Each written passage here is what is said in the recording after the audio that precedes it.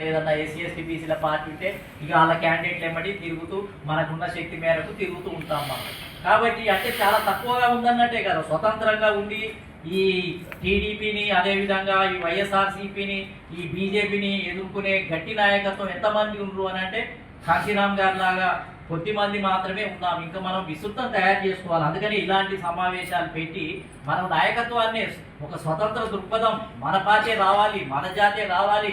పూర్ణచంద్రరావు గారు ఒక పార్టీ పెడితే ఆ పార్టీకే ఓటేయాలి, బహుజన సమాజ్ పార్టీ వస్తే ఆ పార్టీకే ఓటేయాలి, నారగోని పెట్టిన రాజ్యాధికార పార్టీకే ఓటేయాలి అనే ఆలోచన శక్తి కలిగినటువంటి నాయకులు వందల వేల మంది కావాలి మనకి. అలా ఈ ఏపీ రాష్ట్రంలో నేను అనుకుంటాను 3-5 వేల మంది నాయకత్వం కావాలి. ఉంటేనే మనం ఫ్లో ఒక మీటింగ్ పెడితే 10 లక్షల మందిని తీసుకురాగలుగుతారు. 5,000 మంది నాయకులు ఉంటే ఏదో మనకి ఇప్పుడు శక్తి సరిపోవటం లేదు. ఇప్పుడు మనకు ఉన్న డబ్బు వనరులు, మనకున్న శక్తి చాలా పరిమితంగా ఉంది. ఏ మీటింగ్ పెట్టినా మనకు ఆవేదన ఉంది, చేయాలని ఉంది.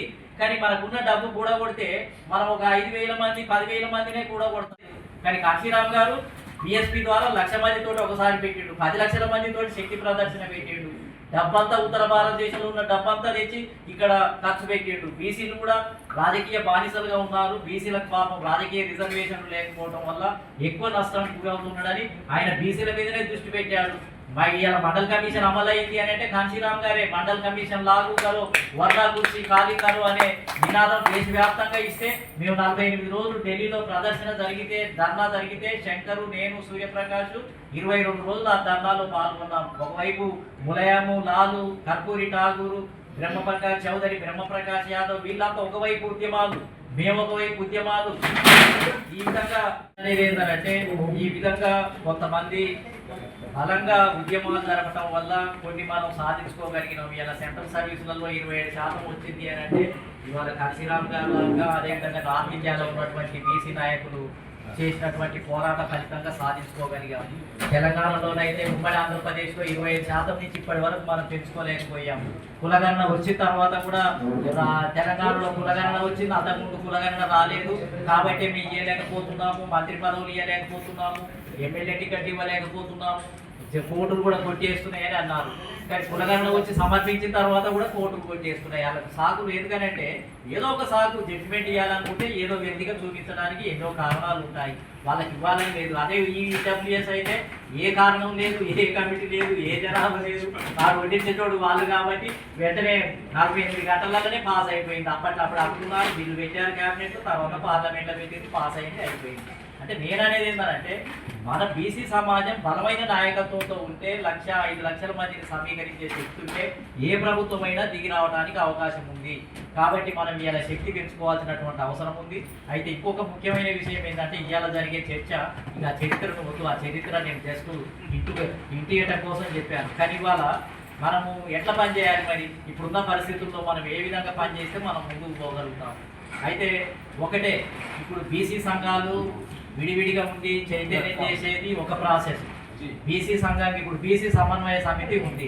బీసీ సమన్వయ సమితి పేరుతోటి ఇంతకుముందు నేను బీసీ యునైటెడ్ ఫ్రంట్ పెట్టి రాజకీయ చైతన్యం చేసి మొత్తం కార్యకర్తలను, నాయకులను తయారు చేయడానికి ఆ విధంగా కార్యక్రమం తీసుకునే అవకాశం ఒకటి ఉంది. అదొక పద్ధతి. అంటే ఏ పార్టీకి మెమోరాండాలు ఇవ్వకుండా స్వతంత్రంగా బీసీ నాయకత్వాన్ని తయారు చేసి తన కాళ్ళ మీద తాను నిలబడే ఒక నాయకత్వాన్ని తయారు చేయడానికి బీసీ సమన్వయ కమిటీ లాంటిది చేయడానికి ఒక అవకాశం ఉంది. అంతవరకే పరిమితం. అది చైతన్యం చేసి వదిలిపెడుతుంది. మళ్ళీ ఒకవేళ చైతన్యవంతమైన వాడు ఎవడన్నా పోటీ చేయాలని అంటే మళ్ళీ నారగోని పెట్టిన రాజ్యాధికార పార్టీ కన్నా రావాలి, లేకపోతే బహుజన సమాజ్ పార్టీ దగ్గర కన్నా పోవాలి, లేకపోతే ఇంకోరు ఎవరన్నా మనోళ్ళు party, Samajwadi party, Samajwadi party, ఎవరు పార్టీని పెడితే వాళ్ళ దగ్గరికి పోవాలి. ఈయన చైతన్యవంతం చేస్తాడు, నాయకులను తయారు చేస్తాడు. కానీ ఇది రాజకీయ పార్టీ కాదు, రిజిస్ట్రేషన్ లేదు. మరి ఎన్నికలలో పోటీ చేయాలంటే మళ్ళీ పార్టీల దగ్గరికి వెళ్తారు. వెళ్ళినప్పుడు మళ్ళీ ఒక పార్టీలే దానికి మళ్ళీ టికెట్ ఇచ్చే అధికారం ఉంది. మళ్ళీ అటువంటి అప్పుడు ఏంటిది అని అంటే మళ్ళీ మనకు ఇతరుల దగ్గరికి వెళ్ళాల్సినటువంటి పరిస్థితి ఏర్పడింది. కాబట్టి ఇప్పుడు తెలుసో తెలియకో ఇవాళ ప్రజాస్వామ్యం, ఈ ప్రజాస్వామ్యంలో ఒకరిని పార్టీ పెట్టుకోవద్దు, ఆయన కూడా ఒక్కడే పెట్టుకుంటాడు, నేను పార్టీ పెట్టినాక ఆయన ఎందుకు పార్టీ పెట్టిండు, ఈయన ఎందుకు పార్టీ పెట్టిండు అనడానికి ఆస్కారం లేదు. నాకెంత స్వేచ్ఛ ఉందో మన బీసీలలో నుంచి, ఎస్సీ ఎస్టీ మైనార్టీలో నుంచి ఎవరైనా పొలిటికల్ పార్టీ ఢిల్లీలో రిజిస్ట్రేషన్ చేసుకోవచ్చు, కరపత్రం వేసుకోవచ్చు, బీఫాములు ఇవ్వచ్చు, పోటీ చేసే అధికారం ఉంది, కాదనలేము. కానీ ఒక రాజకీయ పార్టీగా పెట్టుకున్నప్పుడు అందులో ఏదో ఒక పార్టీ బాగా వ్యాపించి స్ప్రెడ్ అయిపోయి ముందుకు రావాలి. కానీ ఆ విధంగా మనకు ఇటు ఆంధ్రప్రదేశ్లో కానీ ఇటు తెలంగాణలో కానీ ఇప్పటి వరకు పెట్టిన ఒక బహుజన్ సమాజ్ పార్టీ 10 లక్షల మందితో మీటింగ్ పెట్టి రాజారావు అని ఒక ఎమ్మెల్యేని గెలిపించి అంతకుముందు మొత్తం రాష్ట్రం మొత్తం పెద్ద ఎత్తున నిధులను ఖర్చు చేసి మొత్తం నార్త్ ఇండియాలో అధికారంలోకి వచ్చి ఆ రకంగా బలంగా ఉన్నది ఒక బహుజన్ సమాజ్ పార్టీ. ఇక తర్వాత మా లాంటి వాళ్ళము మొత్తం పార్టీలు పెట్టిన నేను పెడితే 8,000 కాకినాడలో లోక్సభలో వచ్చినాయి, ఇంకో దగ్గర 6,000 వచ్చినాయి, ఇంకో దగ్గర 4,000 వచ్చినాయి. ఈ మొదటి దశలో పెట్టినప్పుడే వచ్చినాయి. తర్వాత మళ్ళీ రెండోసారి పోటీ చేసినప్పటికీ 5,000కి దిగింది. 8,000 9,000 నుంచి 5,000కి దిగింది. తర్వాత 2,000కి వచ్చినాయి, 1,500 కూడా వచ్చినాయి. ఆ విధంగా దిగాయి. బహుజన్ సమాజ్ పార్టీ కూడా రాజారావు గారు గెలిచిన తర్వాత మళ్ళీ ఓట్ బ్యాంక్ అంతా తగ్గిపోయింది. బాపట్లలో 94లో కత్తి పద్మారావు పోటీ చేసినప్పుడు డిపాజిట్ వచ్చింది ఒకటే ఒక నియోజకవర్గం బాపట్లలో. 94లో అధికారంలోకి అసలు బలంగా బాగా శక్తివంతంగా తయారైంది అనుకున్న రోజులలోనే ఒకటే ఒక డిపాజిట్ బీఎస్పీకి. తర్వాత మళ్ళీ ఆ ఓట్లు కూడా తగ్గినాయి. రాజారావు అనే వ్యక్తి తర్వాత గెలవడం జరిగింది.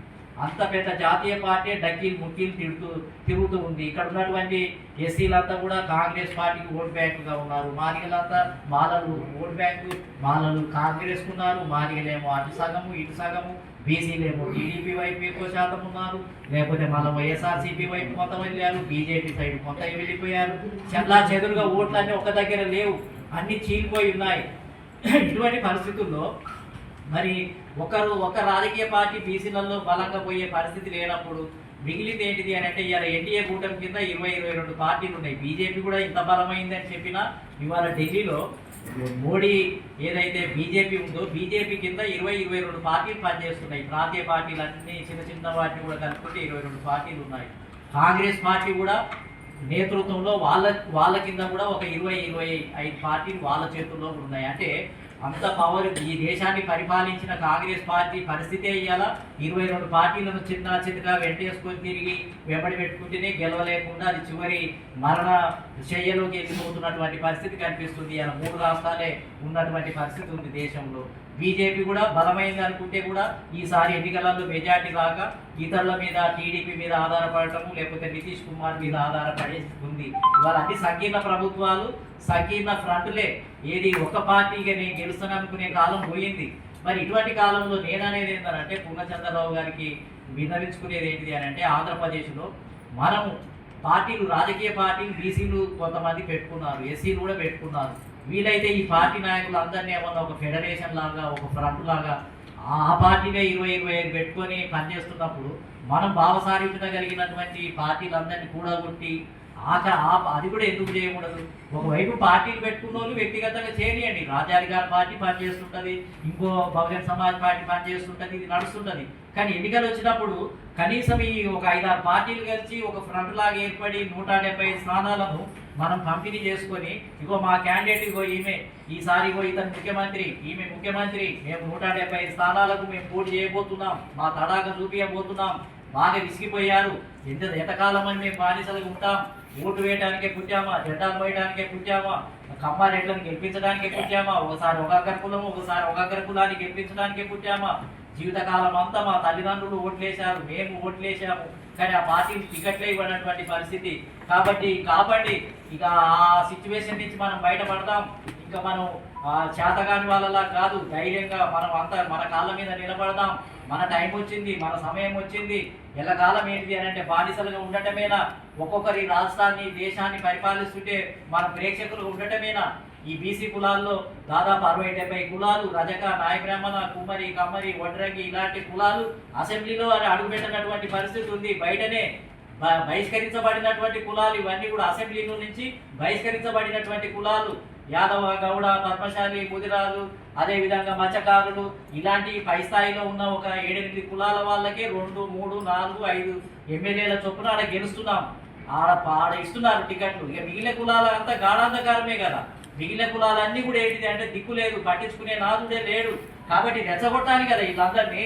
అంటే మనం గడ్డ చేయడానికే పుట్టామా, గొర్రెలు గాయడానికే పుట్టామా, కళ్ళు గీయడానికే పుట్టామా, బట్టలు ఉతకడానికే పుట్టామా, కుట్రలు చేయడానికే పుట్టామా అని మన జనం దగ్గరికి ఇవ్వాలి. మనం చేయాల్సింది ఏంటిది? ఇక్కడ ఉన్న లీడర్లు అందరము రోడ్డు మీద పడి కరపత్రాలు వేసుకొని ఇక మేము కుట్ర చేయడానికే, మీరేమో రాజ్యం వెళ్తుంటే, మీరేమో ఎమ్మెల్యేలు అవుతుంటే, మీరేమో ముఖ్యమంత్రులు అవుతుంటే, మీరేమో కుటుంబ పరిపాలన అవుతుంటే, చంద్రబాబు గారి తర్వాత మళ్ళీ ఆయన కొడుకు తయారుగా సిద్ధంగా ఉన్నాడు ముఖ్యమంత్రి కావడానికి. రాజశేఖర రెడ్డి గారి తర్వాత ఆయన కొడుకు జగన్ ముఖ్యమంత్రి అయ్యారు.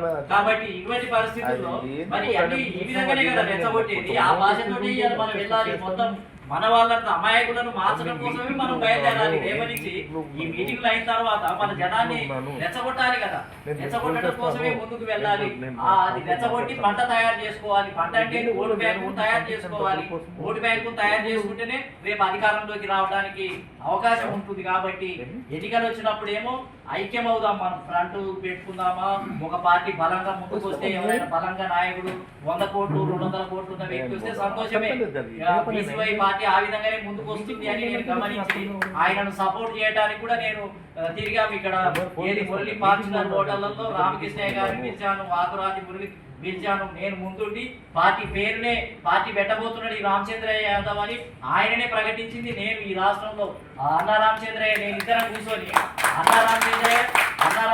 నేనిద్దరం కూర్చొని ఇట్లా ఈయన బోడే రామచంద్రయ్య గారు వస్తున్నారని అన్నా రామచంద్రయ్య గారు చెప్పగానే అట్లాంటి వ్యక్తి బలంగా ఉన్నాడంటే ప్రోత్సహిద్దాము రామచంద్రయ్య గారు. వెంటనే ఐలాపురం హోటల్లో మీటింగ్ పెట్టమని 150 మందిని పిలిపించాను. నేను పిలిపించి అన్నా రామచంద్రయ్య బోడే రామచంద్రయ్య ఇద్దరిని కూర్చోబెట్టి మేము వెనకాల ఉంటాం, మేము మా కాలంలో విత్తనాలు వేయడానికే సరిపోయింది, మొత్తం ఏంటంటే ఆలు నేర్పడానికే సరిపోయింది, మీ కాలంలో ఇది పంట ఫలితం ఇవ్వాలని నిలబడాలని చెప్పి మేము అంటే కనపడ్డ బలమైన వ్యక్తులు వచ్చినప్పుడు కూడా అండదండగా నిలబడటానికి వెనకాడలేదు. కాబట్టి ఇప్పటికైనా మనం ఉమ్మడిగా పనిచేయడానికి సిద్ధపడదాం. వ్యక్తిగతంగా కూడా మన జనాన్ని మొత్తం ఏంటంటే అమాయకంగా ఉండి కాంగ్రెస్ చుట్టూ తిరిగి, టీడీపీ చుట్టూ తిరిగి, వైఎస్ఆర్సీపీ చుట్టూ తిరిగే లక్షలాది కోట్లాది జనం ఇప్పటికి ఉన్నారు. ఇంకా వాళ్ళకి అంధకారంలో ఉన్నారు. వాళ్ళని కదా బయటికి తీసుకురావాల్సింది. మన శక్తిని అంతా కూడా వాళ్ళ మీద దారవేయాలి. వాళ్ళ దగ్గరికి వెళ్ళాలి, విప్పి చెప్పాలి. మొత్తం మనం నష్టపోతున్నాము అనేది మన సమాజాన్ని గుర్తించాలి. తిట్టి ఆనందపడితే ఏముంది, రెడ్డి వెలమ కమ్మ తిట్టి డేటా అంతా చెప్పి అరిగిపోయిన ఈ రికార్డులు అన్ని అరిగిపోయిన రికార్డులు ఎప్పుడో చెప్పినాం. అవన్నీ మా కాలంలోనే అయిపోయినాయి. ఇంకా అదే ఏజెండా కాదు. ఇలా మారాల్సింది బీసీలే, మార్చాల్సింది బీసీలే, కావాల్సింది నాయకులు బీసీలే. తలకాయ ఎత్తుకొని కాళ్ళ మీద నిలబడే బీసీ నాయకులే కావాలి. ఆ నాయకుల దగ్గరికి వెళ్ళే కార్యక్రమం తయారు చేద్దాం. పూర్ణచంద్రరావు గారు మనలో పరిపుష్టి కలిగినటువంటి వ్యక్తి, బ్యాలెన్స్డ్ వ్యక్తి, ఏమీ ఎవరిని ఇబ్బంది పెట్టే వ్యక్తి కాదు, ఆవేశం ఉన్న వ్యక్తి కాదు. చాలా కూల్గా ప్రజలలో వెళ్ళే శక్తి ఉంది. చాప కింద నీరులాగా మన జనాన్ని మనం సమీకరించుకుంటూ పోదాం. మరి నాకు చిలకలూరుపేటలో ఒక మీటింగ్ ఉంది. నేను మళ్ళీ 5:30కు నేను మీతో యాడ్ అవుతాను. ఇలా రాత్రి కూడా చర్చలు ఉంటాయంటే నేను మళ్ళీ మీ చర్చలలో కూడా పాల్గొంటాను ఖచ్చితంగా. మరి మీ అందరితో కూడా పాల్గొంటాను. ఇది ఇంకా ఎక్కువ సమయం కాదు. కాబట్టి మీరు అందరూ కూడా మాట్లాడాల్సినటువంటి అవసరం ఉంది. నాకు అవకాశం ఇచ్చిన మీ అందరికీ కూడా కృతజ్ఞతలు తెలియజేస్తూ సెలవు తీసుకుంటున్నాను. జై పూలే, జై భీమ్.